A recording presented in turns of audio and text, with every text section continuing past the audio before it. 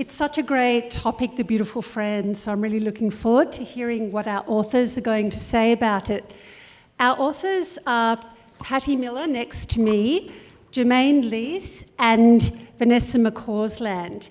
Now they've all come up from Sydney, they're all Sydney-siders, so quite close, and they've all written very different books from each other in form and in structure.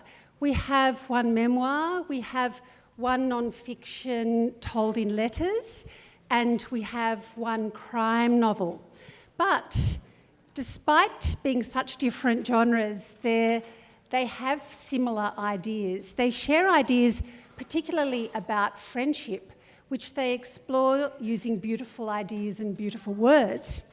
They show us how some friendships remain strong, but others fade because of circumstances or inexplicably just wither and fade. So please welcome our authors.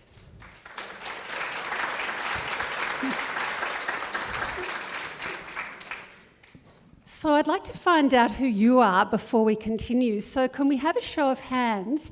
Who is actually from the Central Coast? That's a lot of hands. Who has travelled from somewhere else to come to the festival?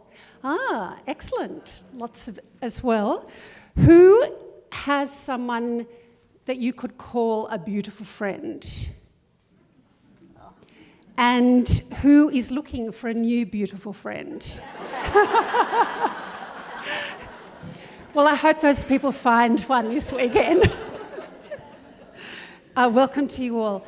The format of this session is we're going to have a discussion, and as has probably happened with the other sessions, we're going to open it up to you for the last 10-15 minutes for your questions. So start thinking about those along the way.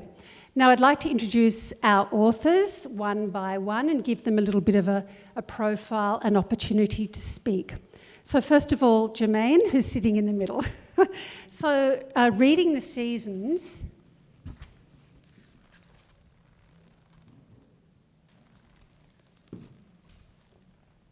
is Germaine's accomplished and absorbing debut. Germaine loves talking about books, she champions librarians, and she's also discovered poetry. As I read her book, Reading the Seasons, I had to keep stopping to make lists of the books that I wanted to read that she recommends in her book. But fortunately, I realised that at the very end of the book, there is actually a book list. So Germaine is an enlightened and profound sharer of books, and she has a beautiful obsession with books, and she believes that we can have a relationship with them, and that all forms of story teach us how to live, and that books can be lifelong friends. Her book is equally about her friendship with her co-author, Sonia. Now, question to you, Germaine. You're a bibliotherapist. Can you explain what that is? And then can you please introduce your book? Sure. Hi, everyone.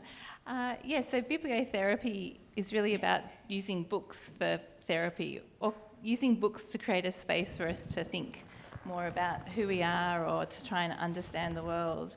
And I didn't really know what a bibliotherapist was either until I read an article in the New Yorker explaining the process, and at the same time I'd just become a psychotherapist, and my first career had been in book editing.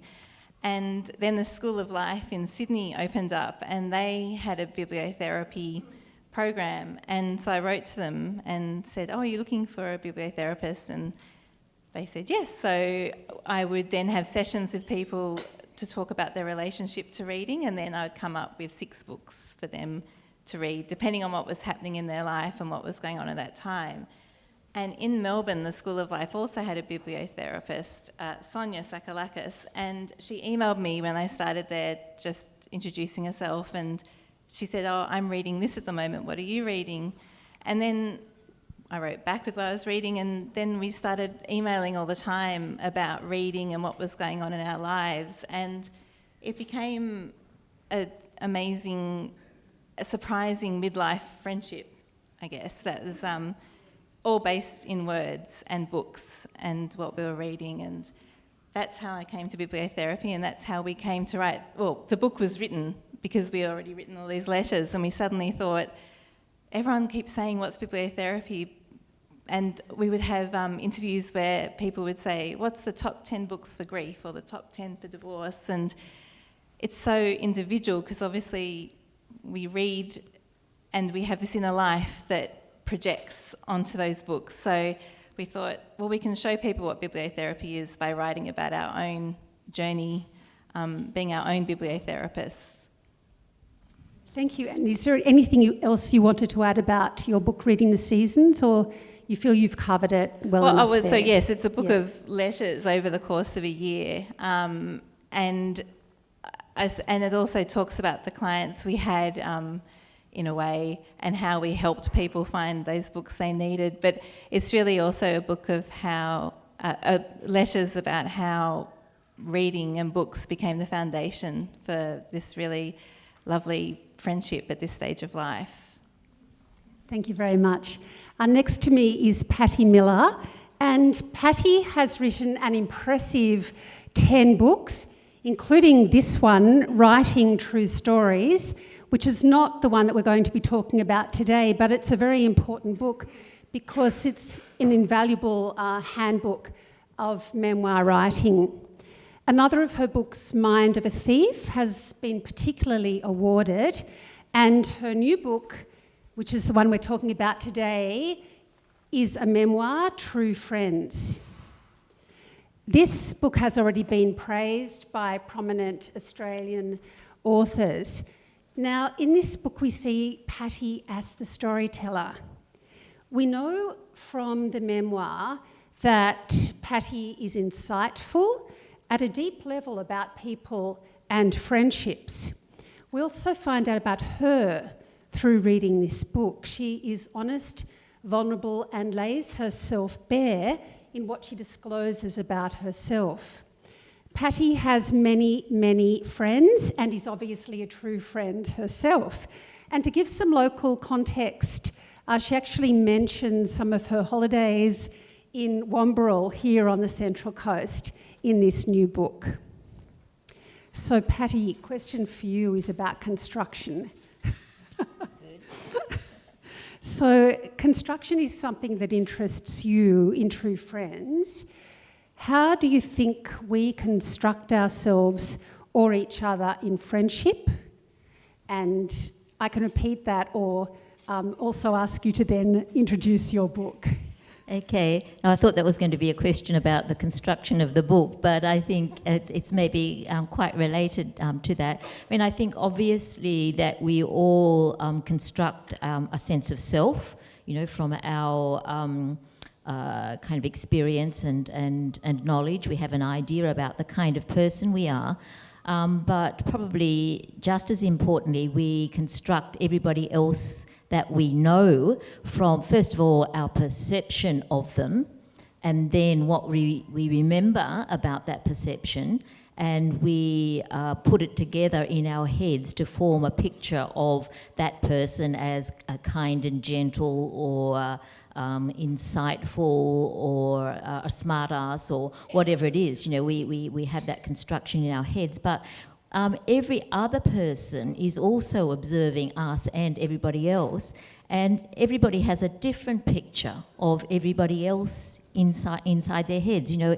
we think we have the truth about this person or that person or that person, but in fact, there's thousands of truths about us according to each person, and each one of us will see something different according to what we notice and what we value. So someone will see us as kind of as kind and gentle. Someone else will see us as a sharp intellectual. Someone else might see us as a sharp dresser. You know, whatever it is that we're interested in. So we do construct each other. So that's kind of one of the basis of my book, to get on to talking about that, is the way that how do we know each other? How do we connect to each other? So, you know, the book started with a friendship breakup that I had been a very kind of dear and close friend. And I think when you have a close friend, you actually have similar pictures inside your head. The picture that you have about your truest and best self,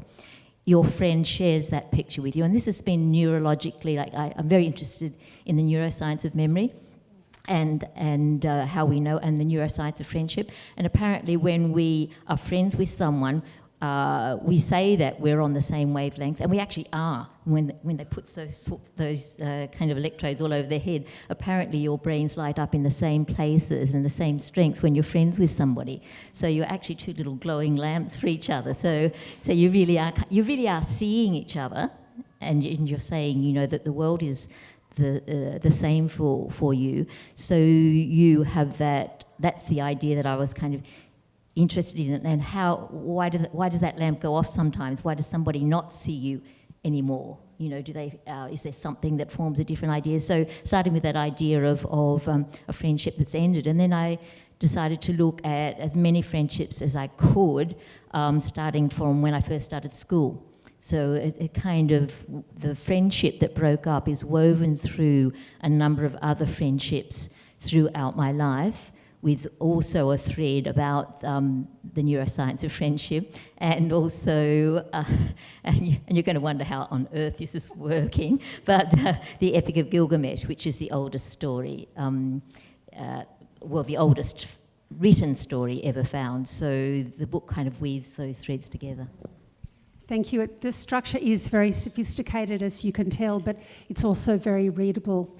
And now Vanessa McCausland. Vanessa is a former journalist, and The Beautiful Words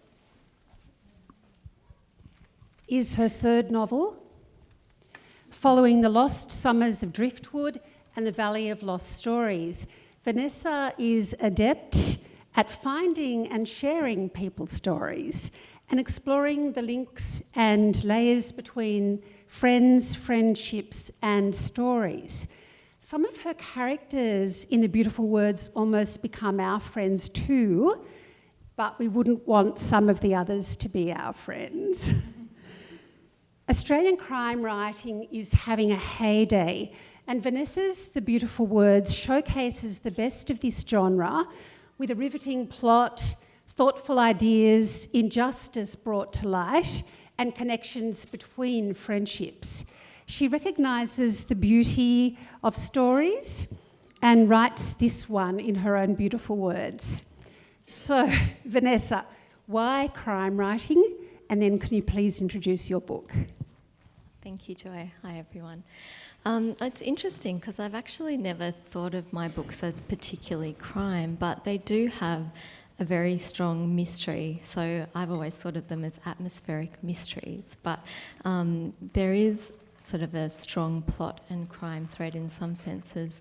I think just that sense of having that question and that mystery at the beginning of a book, that's the sort of book that I like to read, where there's, very strong characters, but you're always just wondering, what did happen?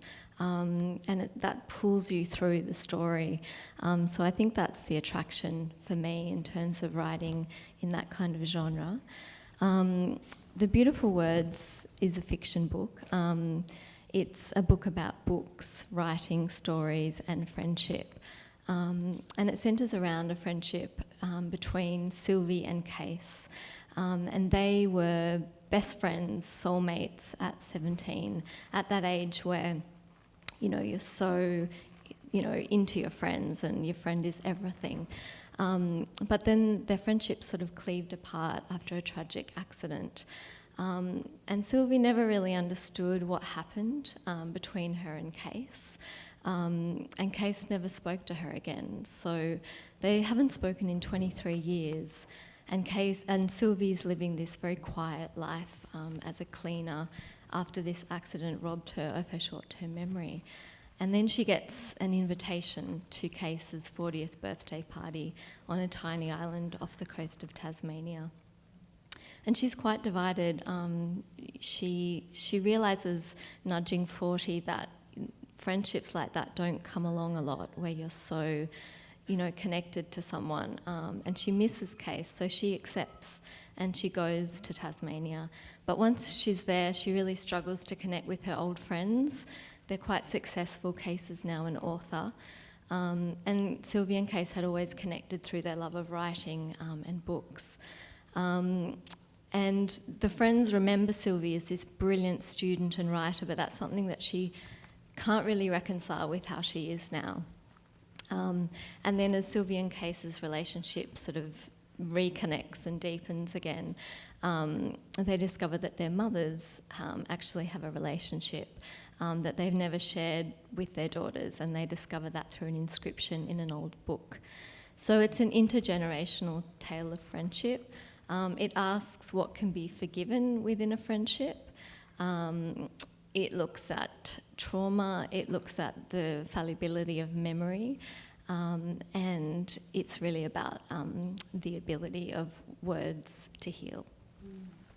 Don't start reading the beautiful words late at night, because everyone who starts just has to keep reading. Yeah. It's very riveting. All right, so questions for all of you. I wanted to ask about why is, love is so often the preoccupation of a book, but why have you explored friendship here rather than love? Could I start with that? Yes. That particular one, because I don't know why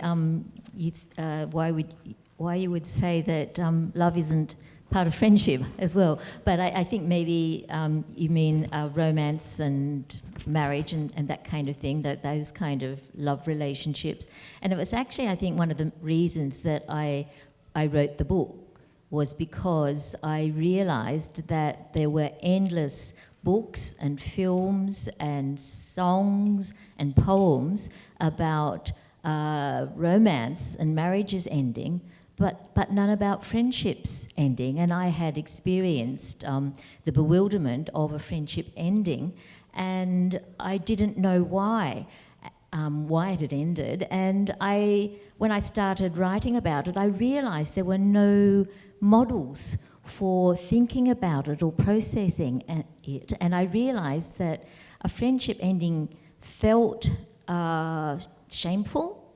It felt embarrassing in some way, that you were kind of cast out of the human community. If you weren't good enough to be a friend, then there was something wrong with you. But the fact that there were no cultural kind of productions about it, no film to go and watch or no poem to read about a friendship breaking up, it meant you really were outside of what was okay. So I thought I really wanted to redress that balance, to write about what it felt like when a friendship ended. And so many people have said to me in the time since the book's come out that has happened to them too. It's not just me. I'm not an outcast. It's actually happened to lots of us, and and that it hurts, and it's hard to talk about. It's hard to process. I've even had people come up to me and say, this friendship ended 20 years ago and it still hurts.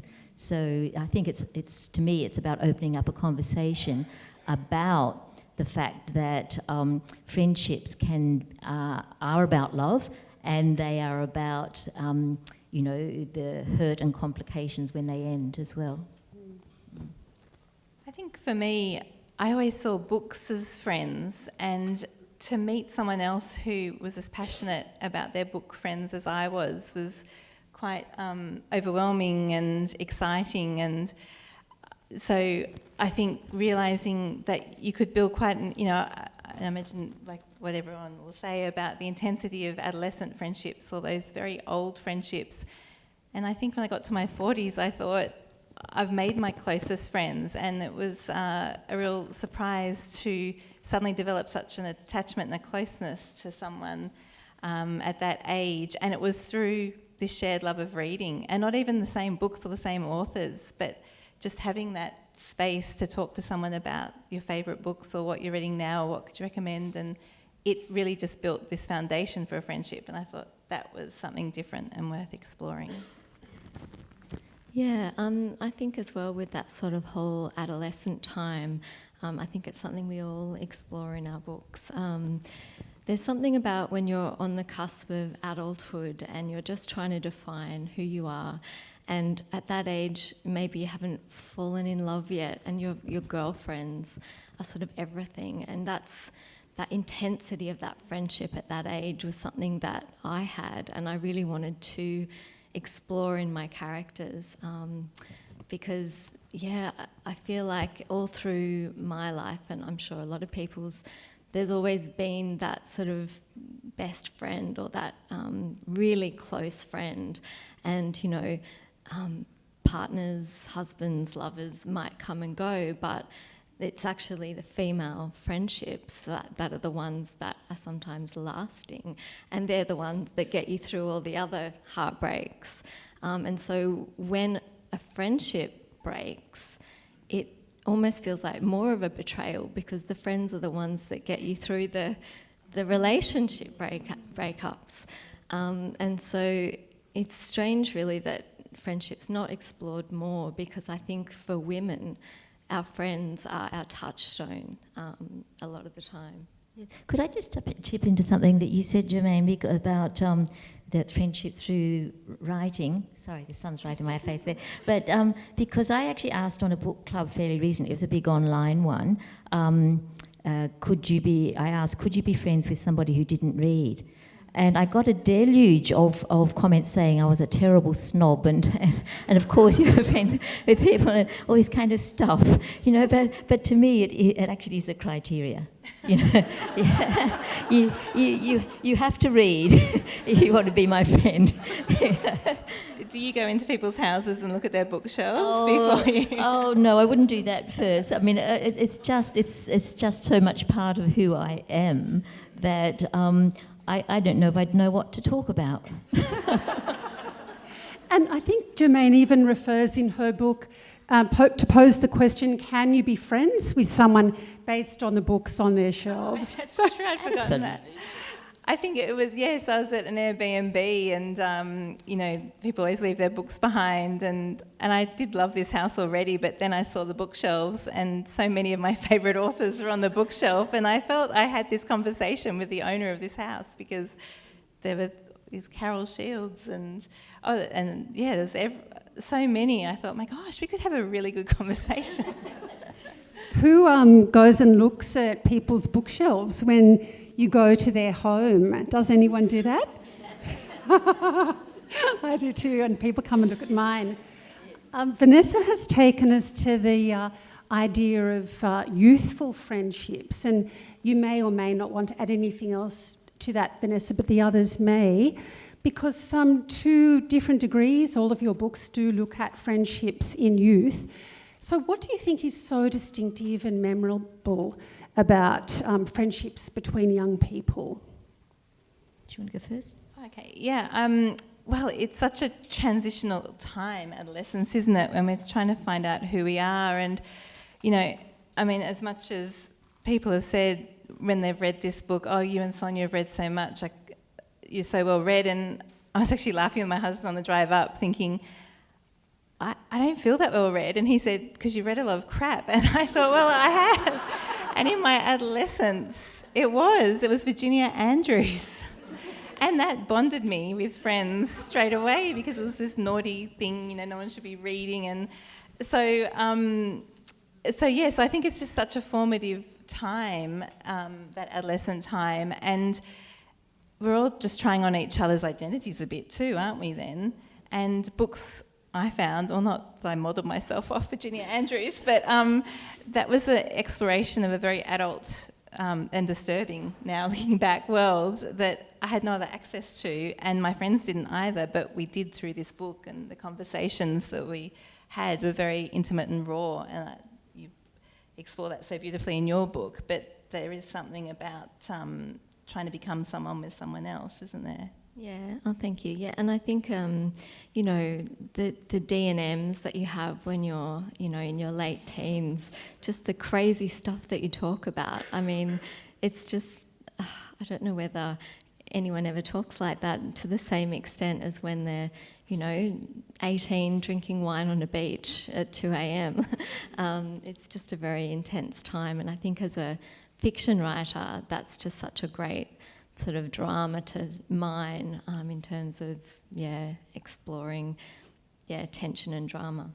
Yes, and I think also that meeting someone at that age, like late teens, I think maybe 15, 16, it's actually when you're starting, as you were saying, starting to try on who you are. But I think if you meet somebody at that stage, sometimes they can actually shape the rest of your life. I mean, I found that with a friend that I met when I was 16. I'd left, I'd won a scholarship, and so was able to go to boarding school, and met a girl called Jane, and she was the first person I met who I realised valued what was kind of beautiful, what was poetic, what was marvellous. I had read all the, I'd read the kind of books, that kind of talked about those sorts of things. But she was the first person I met who valued that. And it was only because I was talking about my family lying out on the lawn in the summertime, because it was so hot out in the central west of New South Wales, and we didn't have any TV or anything, so we just lay on the grass and talked about the stars and what we could see in the dark and tell stories. And Jane said, "Your family sounds amazing." And I was thinking, what? That was just too hot, to be inside the house. But I suddenly realised she saw it as poetic, lying in the dark, talking about stars and things. And I realised that's what she valued, what was poetic, what was marvellous, what was beautiful. And I realised that idea has shaped the whole rest of my life, I think. So in the 3 books, I wondered how much you expose yourself in the books, and how much you expose your own friendships. Now, it's a little bit different for Germaine because you're mainly talking about people perhaps you're counselling or recommending books to. But if you could just consider how you've exposed either yourself or your own preoccupations, and how difficult is that? Well, I was just going to say, actually, I realised I think part of that friendship with Sonia happened because I thought it wasn't that exposing to talk about what you're reading. But in fact, it's a really quick way to become quite intimate quite quickly, because your reactions to what you're reading and what it brings up in you, I think, hit a place much deeper than a superficial conversation does. So I actually always thought the books were the reason our friendship became quite close quite quickly. Well, I have an excuse because I wrote fiction. But interestingly, I think with fiction, it's telling the truth wrapped up in lies. So you're telling characters that have their own personality. I'm not Sylvie in this book, I'm not Case. But at the same time, there's some essence that I guess you touch upon that you draw from your own experience. And so while you can't say that you are the character, you can't say that the characters are not you either, because they've come from your deep subconscious and your imagination. And sometimes readers will say, particularly family readers, will say, "Oh, I recognised you in this or that, and I had no idea that I'd revealed myself."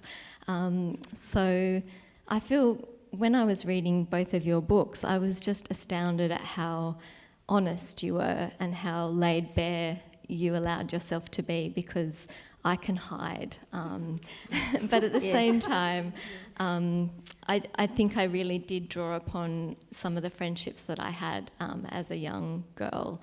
And there's a moment that I'm describing, just that moment where you both just go into hysterics. And when you have a friend that's that close, that you're in such sync that you start laughing and you just can't stop, and your tears are streaming down your face. And that was something very real for me that I've had with a friend.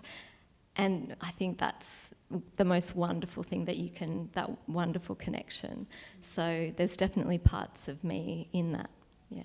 Yes, well, I'd have to say mine is extremely exposing about me. You know, I always say to, because I teach writing classes as well, and I memoir and creative nonfiction writing classes, and I always say, you know, that when you write and your work's out there, it's like undressing in public. But I think with this, it feels actually more like having no skin in public. So, you know, I think it's all of the friendships that I look at, but maybe in particular the one that ended, because I examine myself probably more forensically than I examine anybody else. And I know a few of my friends, the ones I still have, have said to me that I've been too hard on myself. But to me, it's not at all being too hard on myself. It's just trying to really closely observe what it is that is going on. You know, that if I feel, you know, as example, one of my friends started being friends with a guy that I was friends with at university, and this was afterwards. She wasn't part of the university life. You know, she was in a different life, and I was thinking, he's my friend. You know, you can't have him. You know, you weren't part of that university life that we had together. You know, and I didn't admit it. Like for decades, I didn't admit. I thought she saw it, but I didn't admit it, except in the book. And she wrote me an email this week, saying, she said, I didn't realise. She said, I would never have known if you, and thank you for confessing now. You know, and I have had a lot of emails from people, from friends, either saying, yes, you've got me, you have got me, so we did have the same picture of each other, which is kind of reassuring, but also emails saying, you got that wrong. But the whole idea of it for me was about what I remembered, not the facts, but what I remembered, and also what I remember about myself, you know, and for me, it has been incredibly exposing and remains so. I like that you've just started talking about what you remember, because I wanted to ask you about memory and memories, because that is a very strong link through your works. But how is memory about friendship sometimes unreliable, and what consequences can this have?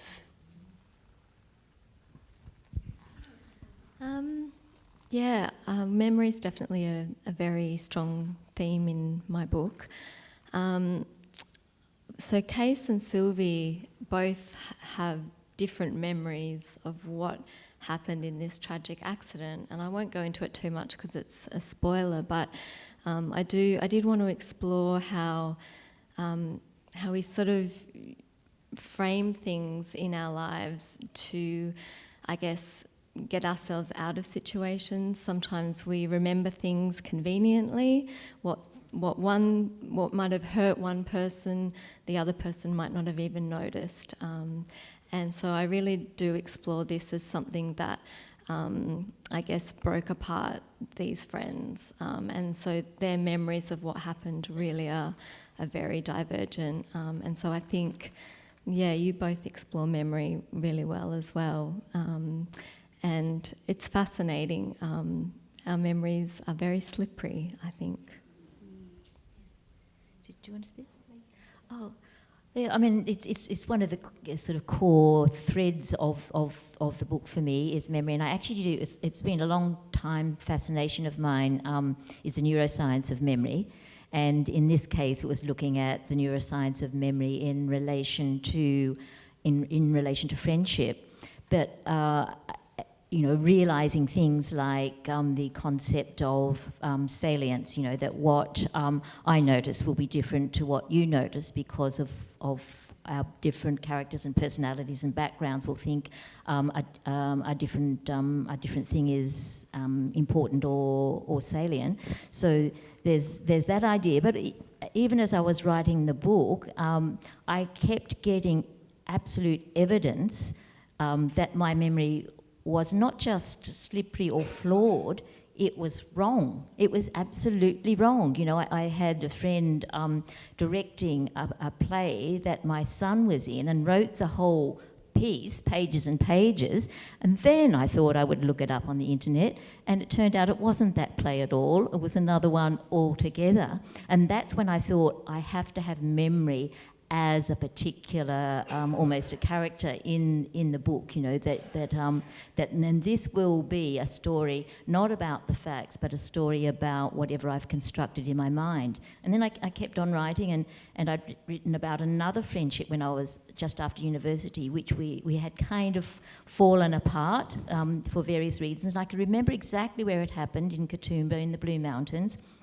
And then one day when I was in a workshop, I looked up and there she was, like decades later, there she was sitting in my class, you know, and we became friends and we reconnected with each other. And when I was writing the book, and she didn't know I was writing the book, I hadn't told her at that point, she sent me photographs and letters of herself sitting on my back step 3 years after I thought it had all... I mean, I'm sure the picture in my head is still that's what happened, and it's very hard for us to disbelieve our memories, but they can be shown to be wrong. So that's why I always think, you know, like, don't be too adamant, you know, and especially with friends, about what happened, because it is... I think memory is the first fiction writer, in fact. I think you would probably agree with that. Yeah, that's true. Yeah. We've been hearing about broken friendships in these books, and even in Germaine's, often her clients will come and speak to her because of a relationship that may have gone sour. So I just wanted to ask, what is the role of forgiveness or the healing power of words in friendship, either when there has been a breakdown or just along the way? It just made me think of a client I once had who had depression for many years, and she was in her 60s, and she had a couple of high school friends who kept trying to catch up with her and spend time with her, and she just felt she wasn't capable of doing it. And she came to see me to talk about books and her reading life, and she realised that was one area where she could talk again and have a voice, as talking about what books she loved and why she loved reading. And after the session, she wrote to me and said, I messaged my 2 old school friends and suggested we start a book club, or we meet for lunch once a month and we talk about a book, because I hadn't thought about how much books mean to me, and how that gave, and I feel safe and able and capable of talking. So I thought that was a nice story of how books can actually put friendships back together as well. Yes, I like that you asked about that, about forgiveness and reconnection, because there was a particular friend of mine that we actually kind of broke up about words in a way, because it was actually about editing, you know. Yeah, we had an argument about editing and went back and forth. But then, and she had been, you know, wonderful for me. I mean, she'd held me together when I was falling apart at one stage, and I didn't know what to do about it. And then I happened to bump into her in the street, and we were just so delighted, both of us, to see each other. I realised, you know, that we loved each other, you know, and it was ridiculous to be having this, you know, to have held on to an argument about editing, for God's sake. And so we reconnected with each other, and our connection was all about books and writing. And then just before Christmas this year, I went to see her. She had cancer. And I went to see her, and we talked and we hugged, and there was tears. And she died on the 21st of December. And I realised, and partly, you know, the reconnection, I was wanting to have that connection because during COVID I thought a lot about friendship, as I think many people did. And I thought, how I'd been thinking and feeling, and maybe all of us do, is we think we've got all the time in the world, we can fix something, when I actually realised we haven't. And I was so relieved that I made that connection with her again, and that we opened our hearts to each other again. And I just think, yeah, if you can do it, because you might run out of time. beautiful advice. Yeah, I mean, I think my book, I'm a pantser, so I never know how things are going to turn out. But when I started writing and Case and Sylvie were sort of disconnected, I just wanted them so badly to forgive each other. And I had to find a way for that to happen when such horrendous things and betrayals had gone on. But I think I knew from my own experience of friendship that sometimes, I mean, I think I've lost friends, but then we've gotten to a point where we have sort of forgiven each other and been able to move on and maybe realise that there's no place for each other going forward, but we forgive each other for the hurts. And I think, I remember I dreamt about a friend for years who I had a break, you know, and I never understood why we were not friends. And then we met at a school reunion and we had this chat, and while we never really saw each other again after that, we forgave each other. And I stopped dreaming about her. She stopped haunting me. So I think in terms of, you know, forgiveness is the way to free yourself from hurt as well. Yeah. Very powerful, thank you. We've been talking a lot about books and just a little bit more about books. You've all incorporated different books into the book that we're discussing today. Germaine, you've incorporated many. In a very good way. So it might be a bit difficult for you to answer this question, but for the others, what are some of the other books that you've incorporated into the book that's under discussion today, and why? And Germaine, you're very welcome to add if you can, but there's so many. Yeah, you should kick it off. I'm just thinking, actually, that when thinking about doing this discussion, which is all about friendship, and then thinking, Sonia and I didn't often find books, the same book about friendship to explore friendship, but there was one book that really illustrated, I thought, how I felt about our friendship. And it's called Rules for Visiting by Jessica Frances Cain. She's American, and it's a book about a woman who turns 40 and is quite on her own and decides to go and visit her 4 oldest friends around the country and sort of try and work out what's gone wrong. Actually, it's a book about forgiveness in a way as well. And but she's a gardener at a university, and she's got a much closer association with nature than she does with people.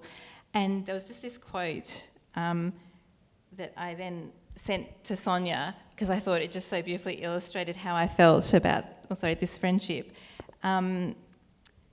She writes about how trees look after one another. Their roots can become intertwined or their branches bend to create protection or allow the other to receive more light. It's such a wonderful image and a metaphor for friendship. Sending each other book recommendations, poems and thoughts is just as life-saving as creating more light or shade, I feel.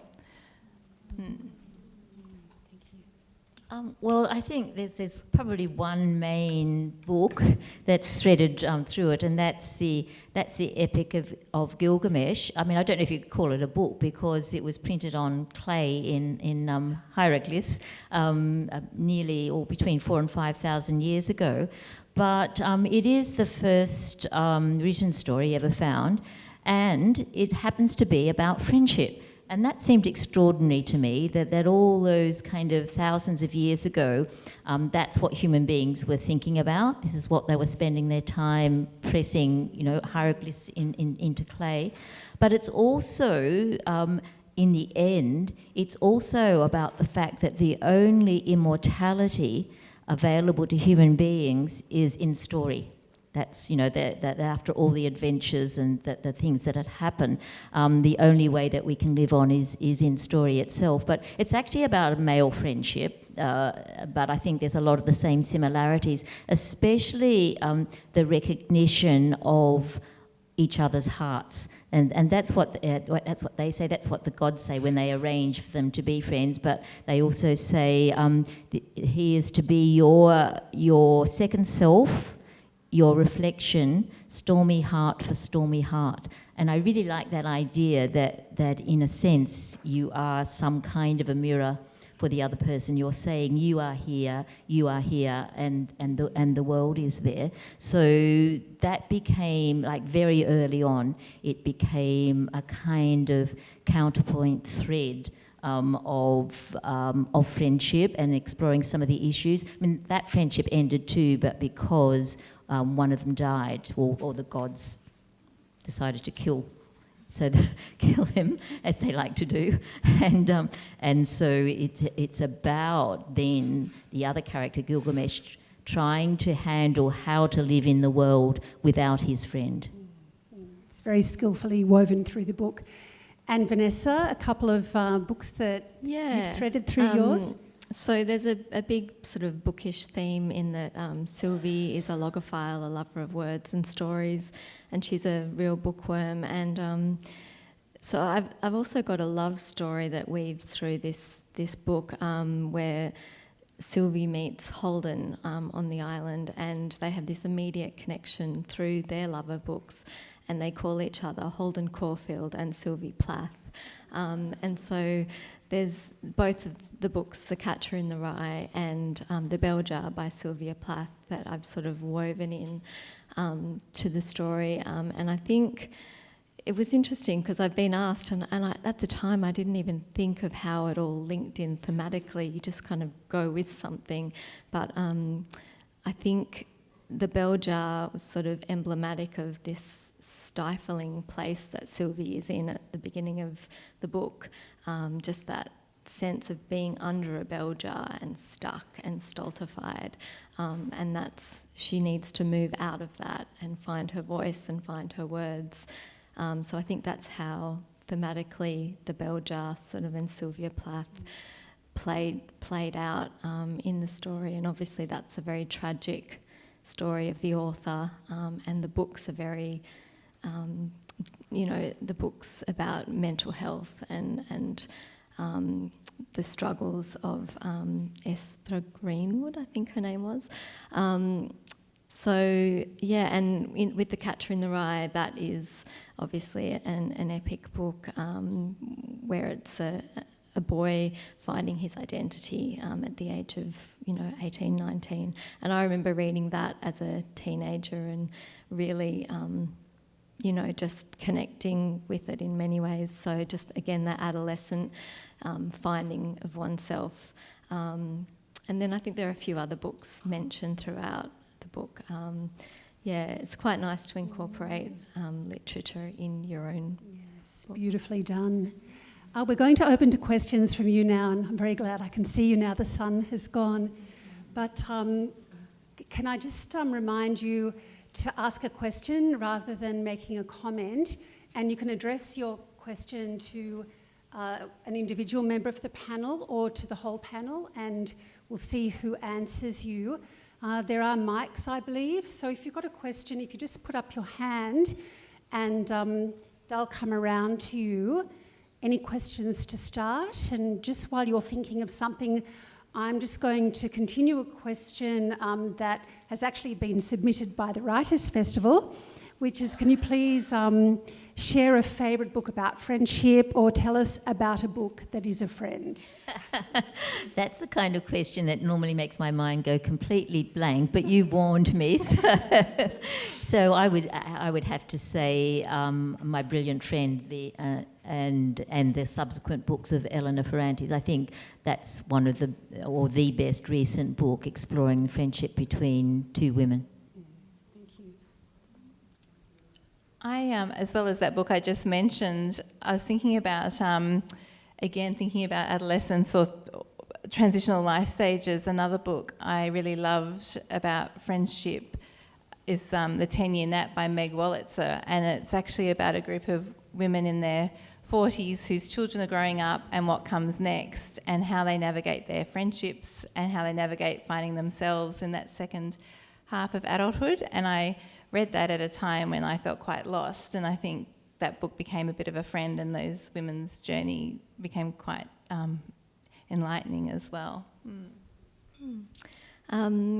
Probably my pick would be The Strays by Emily Beato. It won the Stella Prize in 2015, I think it was. and it centres around the friendship between Lily and Eva, and they meet when they're 8. And it's set in 1930s Australia, and it's just a really evocative portrayal of that sort of childhood friendship between girls. And the writing is so lyrical and beautiful. And yeah, that really enchanted me. Right, who has a mic? Who's ready to ask a question? Has anyone thought of one since? Yes, we've got one up there. I must say, apart from my question, I realised when I was in my 20s, I was at a course, and across a crowded room, I realised that somebody there had read the Alexandria Quartet, and it was anybody who read the quartet and loved it as much as I did had to be a perfect friend, and we've been friends ever since, and it's a very long time ago. But by the way, if there's anybody here who read the Alexandria Quartet and loved it, do come and see me.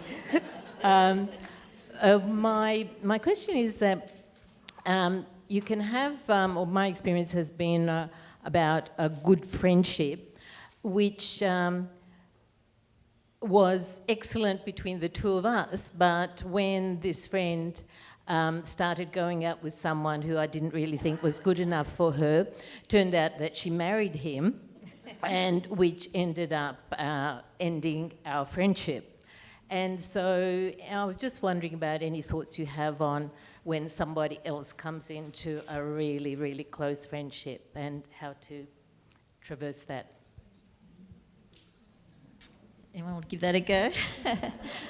No, I don't. It's something that I've always been very conscious of because that good friend I mentioned before, Jane, we were going to see the world. We got as far as New Zealand, but anyway, and I met someone there who became my partner, but I was very conscious of the fact, even then, that people often shifted or left friends behind when they became involved, sort of romantically and sexually and all that kind of stuff. And I was determined not to do that. I was determined to maintain that contact with friendships. And that's been something that's been true for me my whole life because I've stayed with that person.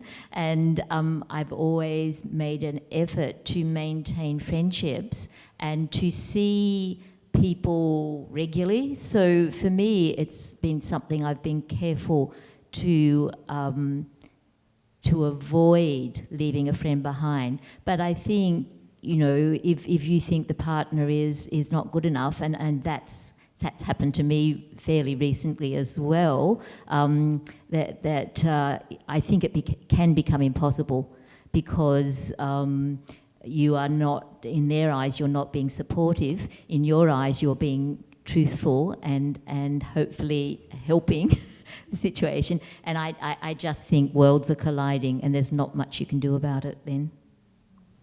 There are a couple of great books about couple friends. Like Tessa Hadley's Late in the Day, I think it's called, is a great book about these two couples who had been best friends and then one dies, and then what happens to that triangle, like you're talking about, the two wives and one husband left, which is a really interesting look at those dynamics. I really enjoyed that. And of course, Wallace Stegner's Crossing to Safety was another great one about two couples who, and their friendship throughout their lives, but how damaging that can also be.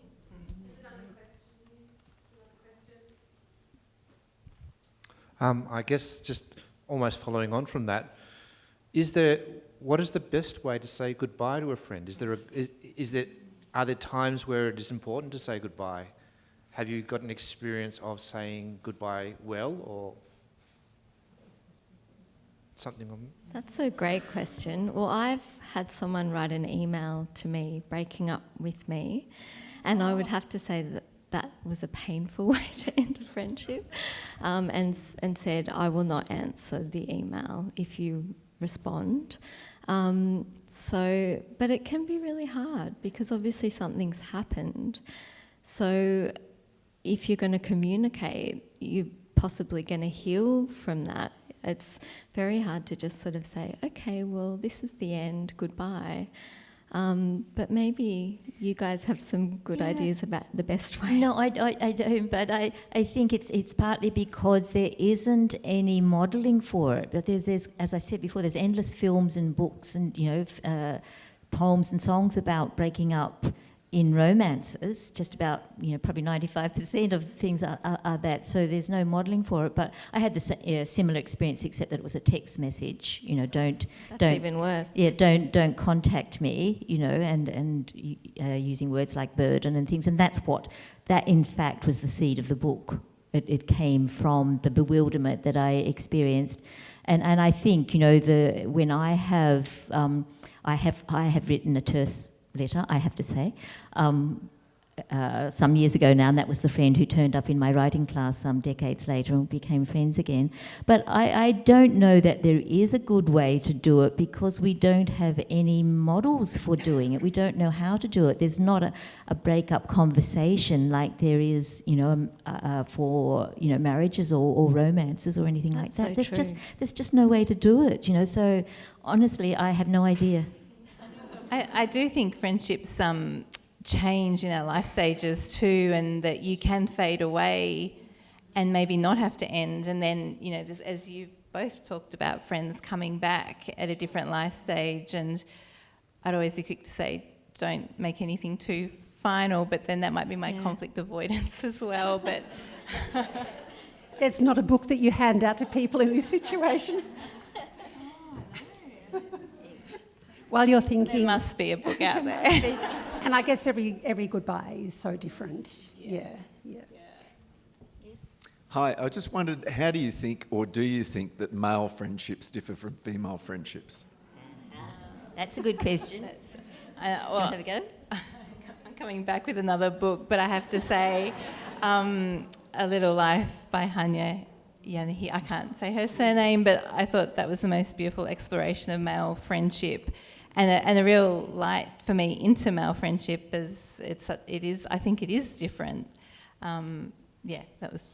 Yeah, it's interesting. I imagine you mean male and male, not male and female, because I did have a whole chapter on male-female friendship, like friendships of my own, but my first reader and my editor and my publisher all told me to take it out, that it wasn't part of it, and I held on to it to the very last edit when I finally faced the truth. But I think it's very hard for a woman to know what male friendships are like, because when we're there observing it, it changes. It's the old thing of while the observer is there, the experiment changes.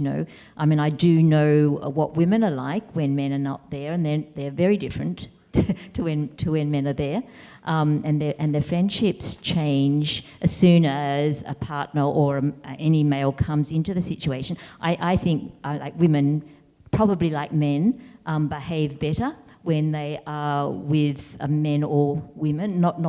I mean when they are with the opposite gender, they are better behaved, generally speaking. And maybe I'm only talking about heterosexual people at the moment, but I do, and because I teach these writing workshops as well, and they're very often women, I notice the behaviour is different when there are men in the class. But observing from the outside, I would say male friendships are probably perhaps less intimate. They like to do things together rather than say things, I think. But maybe that's a huge and not very useful generalisation. This may be too difficult for you, but in hopefully one only word, can you describe what a beautiful friend means to each of you? Being kept in mind, that they're in your mind and you're in their mind, the trust. Yeah. I think someone who sees me as I would like to be seen. My word would be hope, that they always hope for the best for you and you for them. Wonderful. Our authors are going to be signing copies of their books in the festival bookshop immediately afterwards. Now, Germaine's book unfortunately hasn't arrived, but there is an order system and book plates if you'd like to get her signature available, and the bookshop is going to post those out to you. So when you meet them in the bookshop afterwards, this is a great opportunity to tell them about your favourite books about friendships. Today we've heard about friendship through thoughtful, heartfelt and beautiful words. And to quote Toni Morrison from Patti's book, "She is a friend of my mind. The pieces I am, she gather them and give them back in all the right order." Please thank Vanessa, Patti and Germaine.